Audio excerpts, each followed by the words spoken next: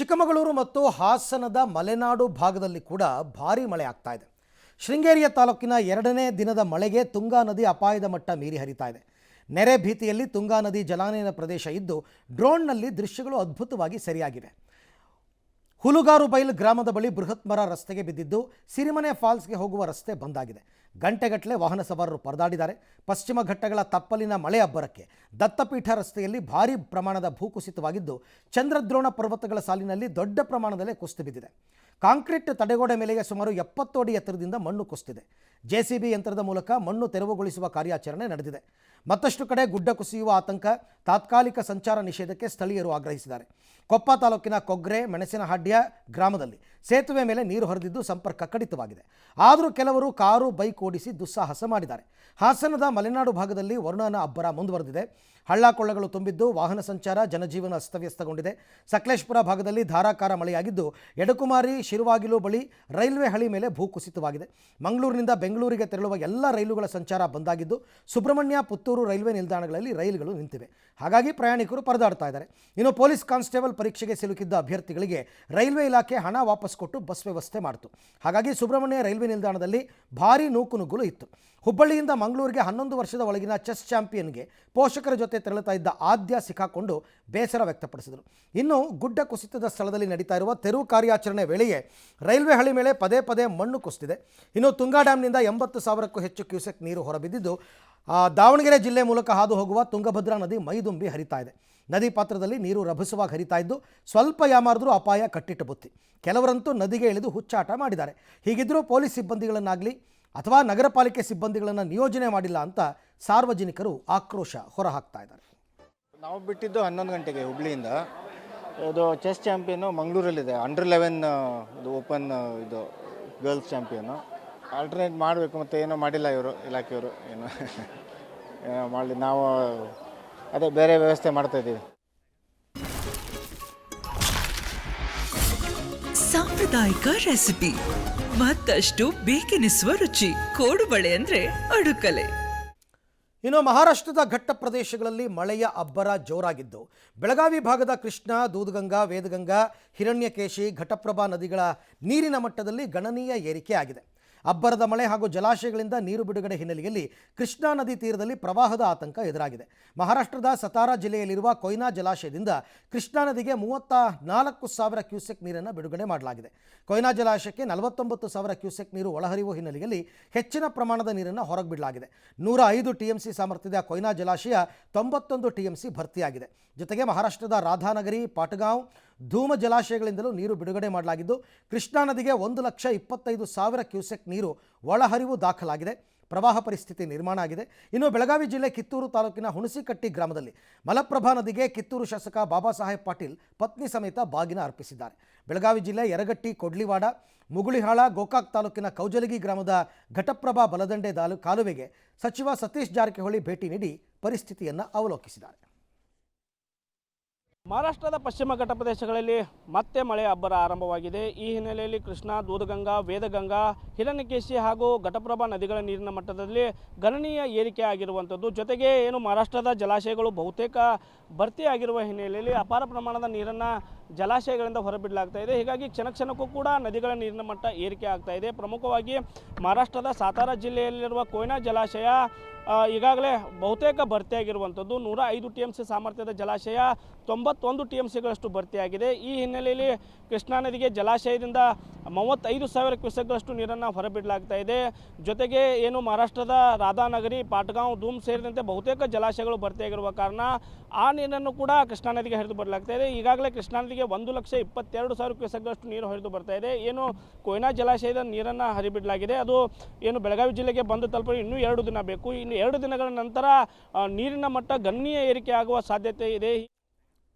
ನೋಡಿ, ಸದ್ಯಕ್ಕೆ ಕಾವೇರಿ ಕೊಳ್ಳದಲ್ಲಿ ಮಳೆಯಿಂದಾಗಿ ಡ್ಯಾಮ್ಗಳಿಗಂತೂ ನೀರು ಹರಿದು ಬರ್ತಾ ಇದೆ. ತಮಿಳುನಾಡಿಗೂ ನೀರು ಬಿಡಲಾಗಿದೆ. ಹಾಗಾಗಿ ಕನ್ನಡ ಪರ ಸಂಘಟನೆಗಳು ಆಗಸ್ಟ್ 13ರಂದು ಕರೆ ಕೊಟ್ಟರು ಕರ್ನಾಟಕ ಬಂದ್ ಆಗುತ್ತಾ ಇಲ್ವಾ ಅಂತ ಚರ್ಚೆ ಆಗ್ತಾ ಇದೆ.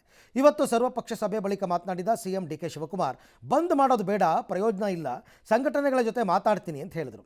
ಆದರೆ ಇದಕ್ಕೆ ಮೈಸೂರಿನಲ್ಲಿ ಪ್ರತಿಕ್ರಿಯೆ ಕೊಟ್ಟಿರುವ ವಾಟಾಳ್ ನಾಗರಾಜ್, ಆಗಸ್ಟ್ 13ರಂದು ಕರ್ನಾಟಕ ಬಂದ್ ಫಿಕ್ಸ್, ಬಂದ್ ವಾಪಸ್ ಪಡೆಯುವ ಮಾತೇ ಇಲ್ಲ, ಕಾವೇರಿ ನೀರು ಒಂದೇ ವಿಚಾರ ಅಲ್ಲ, ಹಲವಾರು ವಿಚಾರ ಮುಂದಿಟ್ಟು ಕರ್ನಾಟಕ ಬಂದ್ಗೆ ಕರೆ ಕೊಟ್ಟಿದ್ದೀವಿ, ಹಾಗಾಗಿ ಮಾಡೇ ಮಾಡ್ತೀವಿ ಅಂತ ಹೇಳಿದ್ದಾರೆ. ಸೊ ನಾನೊಂದು ರಿಕ್ವೆಸ್ಟ್ ಮಾಡ್ಕೊಳ್ತಾ ಇದ್ದೀನಿ ಎಲ್ಲ ಸಂಘಟನೆಗಳಿಗೆ, ಕನ್ನಡ ಸಂಘಟನೆಗಳು, ರೈತರು ಮತ್ತು ವಿರೋಧ ಪಕ್ಷದ ನಾಯಕರುಗಳಿಗೆ, ಜನತಾದಳದ ನಾಯಕರುಗಳಿಗೆ, ನಾನು ಎಲ್ಲರಿಗೂ ಕೂಡ ನಾನು ರಿಕ್ವೆಸ್ಟ್ ಮಾಡ್ತೇನೆ. ಎಲ್ಲ ನನ್ನ ಕನ್ನಡ ಸಂಘಟನೆಯವ್ರ ಹತ್ರ ನಾನು ಮಾತಾಡ್ತೇನೆ, ನಾನೇ ಖುದ್ದಾಗಿ ಮಾತಾಡ್ತೀನಿ, ಕೆಲವರು ನಮ್ಮ ಮಂತ್ರಿಗಳು ಕೂಡ ಮಾತಾಡ್ತಾರೆ. ನಾನು ಸ್ಪಷ್ಟವಾಗಿ ಹೇಳ್ತಾ ಇದ್ದೀನಿ, ಯಾವ ಕಾರಣಕ್ಕೂ ಈ ಬಂದು ನಿಮ್ಮ ವಿರುದ್ಧ ಅಲ್ಲ, ಈ ಬಂದ್ ರಾಜ್ಯಕ್ಕಾಗಿ, ಈ ಬಂದ್ ಕೇಂದ್ರ ಮತ್ತು ರಾಜ್ಯ ಸರ್ಕಾರಕ್ಕಾಗಿ. ಈ ಬಂದ್ ಒಂದೇ ಒಂದಲ್ಲ, ಎಲ್ಲ ಸಮಗ್ರ ಬೇಡಿಕೆಗಳನ್ನು ಈಡೇರಿಸಬೇಕು ಅಂತಕ್ಕಂಥದ್ದು ಬಂದ್ ಮಾಡೇ ಮಾಡ್ತೀವಿ. ಯಾವ ಇನ್ನು ರಾಜ್ಯ ಸಚಿವ ಸಂಪುಟ ವಿಸ್ತರಣೆಗೆ ಕೊನೆಗೂ ಕೂಡ ಮುಹೂರ್ತ ನಿಗದಿಯಾಗಿದೆ. ನಾಳೆ ಸಂಜೆ 4 ಗಂಟೆಗೆ ನೂತನ ಸಚಿವರ ಪ್ರಮಾಣ ವಚನ ಕಾರ್ಯಕ್ರಮ ಫಿಕ್ಸ್ ಆಗಿದೆ. ಪ್ರಮಾಣ ವಚನಕ್ಕೆ ಲೋಕಭವನದಲ್ಲಿ ಸಿದ್ಧತೆ ಮಾಡಿಕೊಳ್ಳೋದಕ್ಕೆ ಸಿಎಂ ಡಿ.ಕೆ. ಶಿವಕುಮಾರ್ ಸೂಚನೆ ಕೊಟ್ಟಿದ್ದಾರೆ.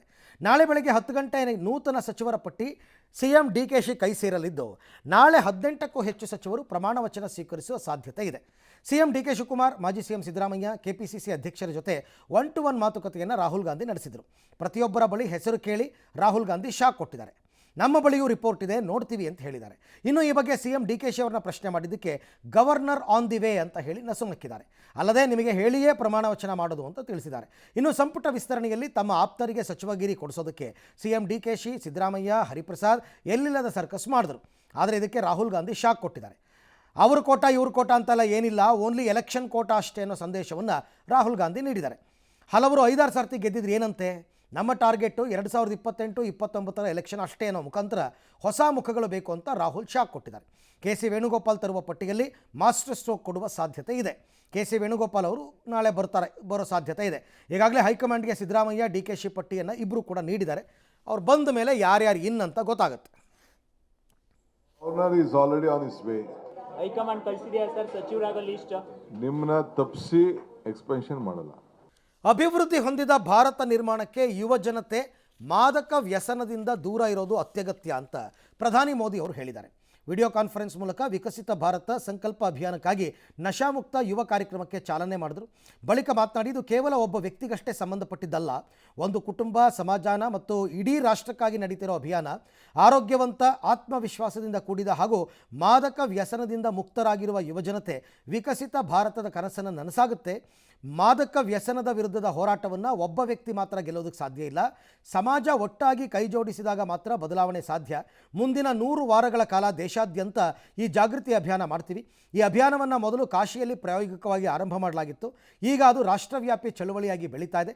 125ಕ್ಕೂ ಹೆಚ್ಚು ಆಧ್ಯಾತ್ಮಿಕ ಸಂಸ್ಥೆಗಳು, ವಿವಿಧ ಸಾಮಾಜಿಕ ಸಂಘಟನೆಗಳು ಹಾಗೂ ಸರ್ಕಾರೇತರ ಸಂಸ್ಥೆಗಳು ಈ ಅಭಿಯಾನದಲ್ಲಿ ಭಾಗಿಯಾಗಿವೆ. ದೇಶಾದ್ಯಂತ ಪ್ರತಿ ಭಾನುವಾರ ಜಾಗೃತಿ ಕಾರ್ಯಕ್ರಮಗಳು ನಡೆಯುತ್ತೆ. विकसित भारत संकल्प अभियान के लिए नशा मुक्त युवा, इस मूवमेंट का नाम ही इसके संकल्प को स्पष्ट करता है.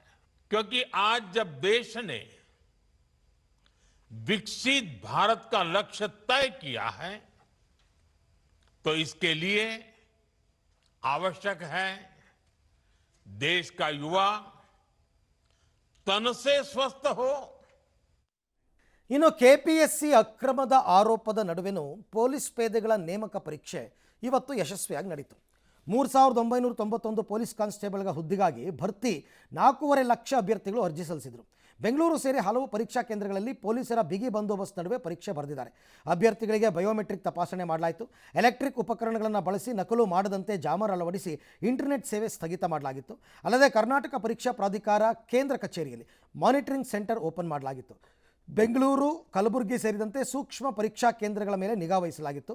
ಸೇಂಟ್ ಮಾರ್ಥಾಸ್ ಪರೀಕ್ಷಾ ಕೇಂದ್ರದ ಬಳಿ ಫುಲ್ ಶರ್ಟ್, ಹಲವು ಜೇಬುಗಳಿರುವ ಪ್ಯಾಂಟ್ ಧರಿಸಿ ಬಂದಿದ್ದ ಅಭ್ಯರ್ಥಿಗಳನ್ನು ವಾಪಸ್ ಕಳಿಸಿದರು. ಕೆಲವೆಡೆ ಪರೀಕ್ಷಾರ್ಥಿ ಧರಿಸಿದ್ದ ಕಿವಿಯೋಲೆಯನ್ನು ಕಳಚಿ ಪರೀಕ್ಷಾ ಕೇಂದ್ರಕ್ಕೆ ಕಳಿಸಿದರು. ಬೆಂಗಳೂರಿನ ಕೃಷ್ಣಾ ಕಾಲೇಜು ಪರೀಕ್ಷಾ ಕೇಂದ್ರದಲ್ಲಿ ಮಹಿಳೆ ತನ್ನ 8 ತಿಂಗಳ ಕಂದಮ್ಮನೊಂದಿಗೆ ಪರೀಕ್ಷೆ ಬರೆಯೋದಕ್ಕೆ ಪರೀಕ್ಷಾ ಕೇಂದ್ರಕ್ಕೆ ಬಂದಿದ್ದರು. ಈ ವೇಳೆ ಪುಟ್ಟ ಕಂದನಿಗಾಗಿ ಪೊಲೀಸ್ ಸಿಬ್ಬಂದಿ ಹೃದಯ ಮಿಡಿದಿದೆ. ತಾಯಿ ಪರೀಕ್ಷಾ ಕೇಂದ್ರಕ್ಕೆ ಹೋದ ಬಳಿಕ ಅಳುತ್ತಿದ್ದ ಮಗುವನ್ನು ಸೀರೆಯಲ್ಲಿ ಜೋಕಾಲಿ ಕಟ್ಟಿ ಜೋಗುಳ ಆಡಿಸಿದ್ದಾರೆ. ಪೊಲೀಸ್ ಸಿಬ್ಬಂದಿ ಜೋಗುಳಕ್ಕೆ ಕಂದ ನಿದ್ದೆಗೆ ಜಾರಿತ್ತು. ಇನ್ನು ಹಾಸನ ನಗರದ ಪರೀಕ್ಷಾ ಕೇಂದ್ರಗಳಲ್ಲಿ 2 ಕೊಠಡಿಗಳ ಅಭ್ಯರ್ಥಿಗಳ OMR ಶೀಟ್ ಅದಲು ಬದಲಾಗಿ ಗೊಂದಲ ಸೃಷ್ಟಿಯಾಗಿತ್ತು. ಪರೀಕ್ಷಾ ಕೇಂದ್ರಕ್ಕೆ DC ಭೇಟಿ ನೀಡಿ ಪರಿಶೀಲನೆ ಮಾಡಿದರು.